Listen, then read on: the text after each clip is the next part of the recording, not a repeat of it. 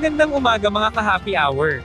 Narito ang mga balita para sa MBC TV Network News Update 9 AM edition. Davao Congressman Paulo Duterte pahaharapin sa susunod na Quad Committee hearing sa Kamara. Pahaharapin sa susunod na pagdinig ng Quad Committee si Davao City 1st District Representative Paulo Duterte. Ayon kay Surigao del Norte Representative Ace Barbers, tagapamuno ng Quadcom, pinayagan ng komite ang kahilingan ni Duterte base sa ipinadala nitong sulat sa komite.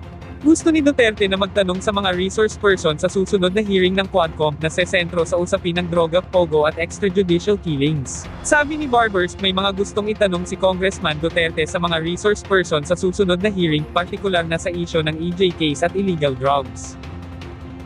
Sa iba pang balita, magkapatid na Ben at Erwin Tulfo, nangunguna sa 2025 senatorial preferences. Nanguna sa 2025 senatorial survey ang magkapatid na sina ACT-CIS Party List Representative Erwin Tulfo, at broadcaster na si Ben Tulfo. Sa tugon ng masa survey na Mokta Research sa ikatlong quarter, 60% ng mga Pilipino ang nagsabing iboboto nila si Congressman Erwin Tulfo bilang senador, at 55% naman ang boto kay Ben. Pumangatlo naman sa survey si dating Senate President Vicente Tito Soto III, nasa ika-4 hanggang ika-6 na ranggo naman sina dating Senator Ping Lacson at Senator Bong Revilla. Samantala, isinagawa ang nasabing survey sa 1,200 respondents edad 18 pataas mula August 28 hanggang September 2, 2024. Paalala sa mga motorista.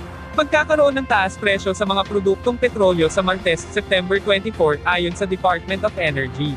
Parehong 40 centavos per liter sa magkakahiwalay na diesel at gasolina hanggang 90 centavos, habang 20 centavos naman sa kerosene, pero walang adjustment na increase ang kerosene at diesel.